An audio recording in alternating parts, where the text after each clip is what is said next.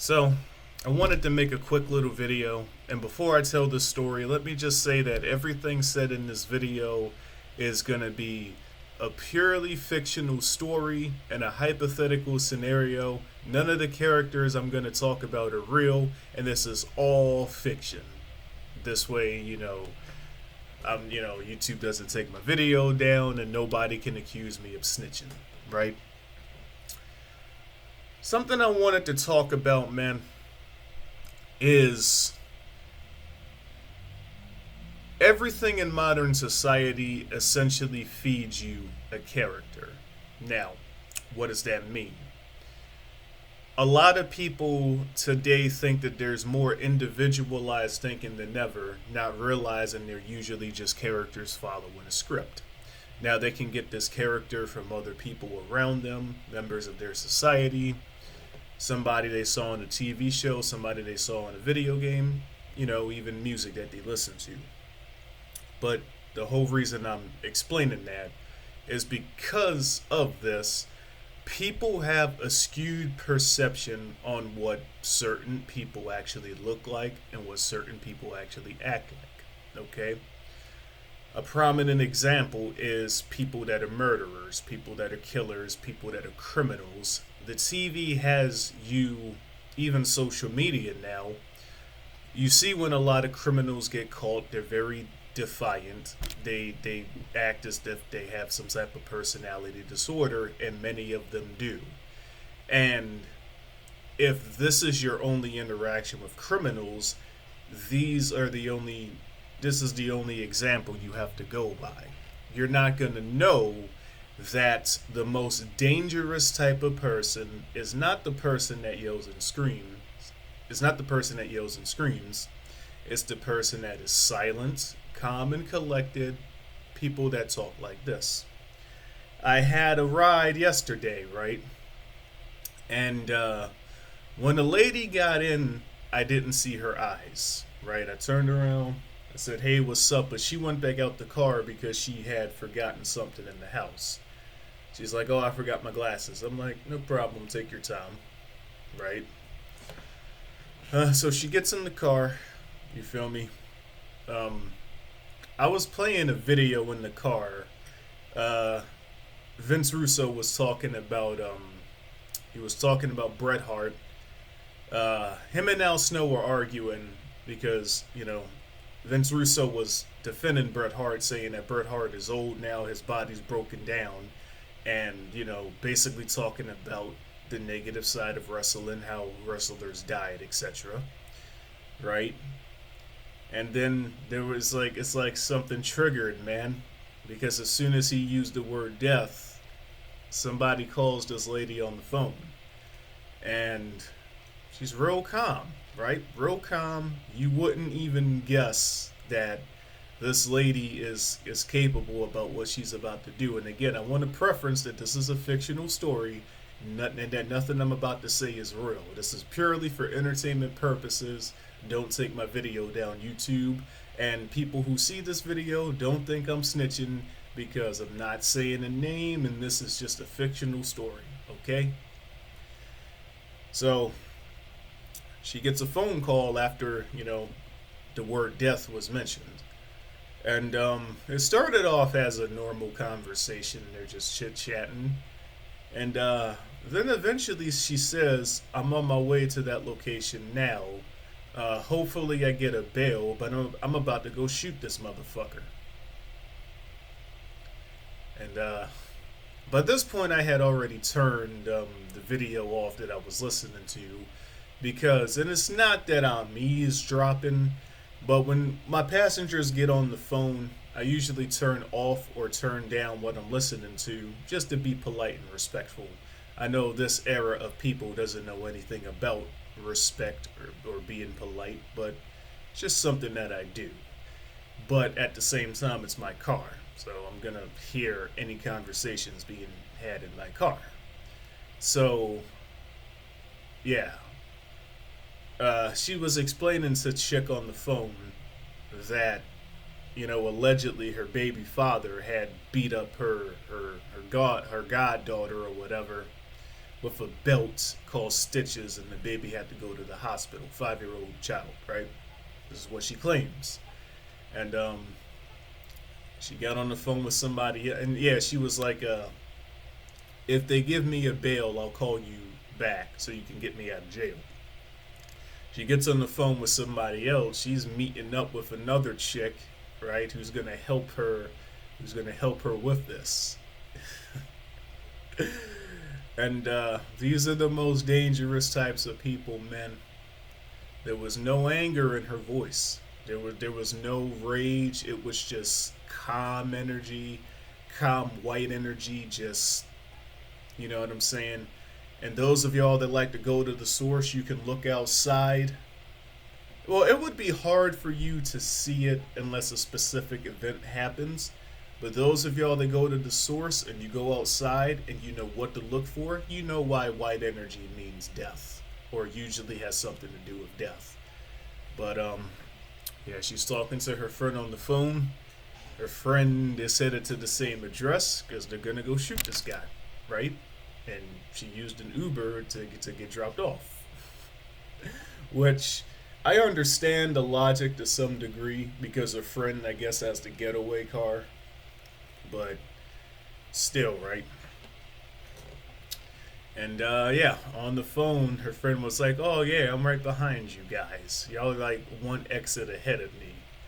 And eventually, I get to the location, and I dropped her off, and that's when I saw her eyes. And killers have a very distinguished look in their eyes. It's really not something that I can explain. It's something that you have to see yourself in real life, right? You'll see it with cops that have killed somebody, you know, you'll see it with inmates who have killed somebody, you'll see it with people who have killed somebody. Because y'all gotta remember, man, in Baltimore, over 50% of the murders go unsolved. And we have 300 murders a year. And those are just the murders that are classified as murders. That doesn't include people that go missing. That doesn't include suicides, right? I mean, because there's all kinds of poisons out there now that can make it look like you drowned, right? So that doesn't include drowning, right? That doesn't include a bunch of stuff. So when you hear that 300, you're hearing the minimal number. And yeah, she looked directly at me and was like, "Thank you. Have a nice day." And yeah, my inner voice told me to get out of there. Don't dilly dally. It told me to get out of there and just not even look back. So I don't know if she followed up with what she did. I don't need to know if she followed up with what she did. But the whole reason I want to make this video, man, is in real life, right? People that are actually doing certain things, if the only knowledge you have about these individuals is what you've seen on TV, is what you've seen on the news, is what you've seen on social media, you'll never be able to identify these people in real life. I had a whole argument with a dude at the 7-Eleven because, you know what I'm saying, he was one of these, "Oh yeah, we gotta stand up for black people, we gotta support the Africans because they're getting the white side of the country, blah blah blah," right? He's one of those people. And I don't follow any of this shit, and I told him that. So I directly explained to him that unless you get rid of the people that continue this cycle, the core problem will always remain the same. And then I told him 20 years from now, 10, 20 years from now, when they start fighting each other again after their victory, right? Remember what I just told you, because I'm the motherfucker that called that shit. And it's not that I want people to keep fighting each other. You guys got to understand what's going on, right? Why is that lady going to shoot the dude who allegedly beat up her goddaughter, right? And revenge is revenge, right? Revenge is natural. But who's influencing these people to be like this in the first place? They're clearly two people playing characters that they've either saw in their everyday environments or that they saw in some type of TV show or movie. You know what I'm saying? unless you, and you know, it's your free will choice to be like this. But to those of you people who want to help the Orca Lords, who want to help the cattle, unless you get rid of the core influencers, these cycles will continue forever. That's why I don't bother helping the Orca Lords, because I know these people don't want to be helped in the first place. They want this cycle. You know what I'm saying? And, you know, she wasn't even trying to get away with it. You can tell by how she was talking. You know what I'm saying? She was telling her mom, you know, if I get a bail, come get me, right? She was just fully accepting of her fate. I was tempted to tell her not to get caught, but my inner voice told me to just remain silent, right? And that's the reality, man. A lot of people just don't care. This is one of the more extreme examples, but a lot of people just don't care, man. When people feel like the most dangerous person, if you don't listen to anything else that I've said in this video, listen to this. The most dangerous person is somebody who feels like they have nothing to lose. Because somebody who feels like they have nothing to lose, there's absolutely nothing to stop them from doing whatever they want. Police take minutes to arrive when seconds matter, and that's assuming the cops are even called in the first place. Now, this drop off was at Baltimore County. It was not in Baltimore City. So the rules are a little bit different. You kill somebody in Baltimore County, somebody will eventually call the cops. You kill somebody in Baltimore City, it's just another Saturday. Nobody will call the cops probably. And another one of my passengers shortly after that, you know what I'm saying? Because, you know, everybody thinks I'm in my early 20s, right?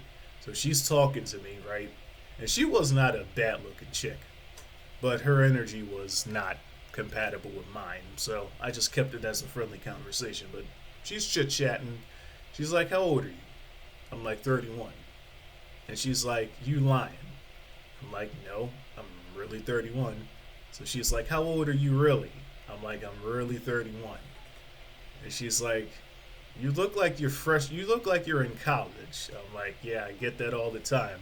But I'm really 31. I was born in 93. And, you know, because she was 21. So she thought I was her age, but I'm not. So she got silent for a quick second, you know, the shock, right? Because this happens to me a lot, man. You trolls on the internet that don't leave the house, y'all don't know how people actually look. Nobody thinks I'm 31, man. Everybody thinks I'm in my early 20s, fresh out of high school. But as the conversation continued, she starts asking me a bunch of questions. You know, "Where are you from?" I'm like, "I'm from here." No, I said, "I'm from the city." And she's like, "Which city?" I'm like, "Here, Baltimore." And she's like, "No, you're not. You're from, like, you know, Howard County or something. You talk too proper to be from Baltimore." And by the end of the conversation, she's like, "I'm going to tell my mom about you. The Baltimore guy with a perm who doesn't sound like he's from Baltimore." And I'm like, "Thanks for the flattery," right? Now, why was she saying this? Because she had a perception of how somebody from Baltimore is supposed to look, how somebody from Baltimore is supposed to act, and she had a perception about how somebody who's 31 is supposed to look as well. And these are all characters that you're trained to accept as reality. But actual reality is stranger than fiction. And before I end this video, again, this is a fictional story. Nothing I've said in this video is true. Don't take my video down, YouTube. This is all for entertainment purposes. I can't stress that enough, or YouTube will take my video down for encouraging violence or etc. But yeah, guys, the main reason I tell you guys to go to the source is because some of this shit you'll only ever know if you leave your fucking house, you go to the source, and you see this shit directly with your own eyes. Okay? And yeah, if you ever meet certain types of people, their eyes tell you everything you need to know, even if the rest of them is calm, and you would never expect them to be the way that they are. Now, I'm hoping that she didn't follow through with it. I'm hoping that I don't hear about that shooting later on today. But at the same time, I understand, man. If somebody does that, if somebody puts somebody I care about in the hospital, there's no telling how I would react as well. So I understand revenge is natural. But unfortunately, modern society will punish you for taking revenge on somebody. The best solution is to just not be around these types of people in the first place. Don't be around people who would do something like that to you or somebody you care about in the first place, right? Your thoughts control everything you do. Use your thoughts, use your free will, and use your decision making to do what thou wilt and not be in these situations in the first place. Catch you guys in the next video.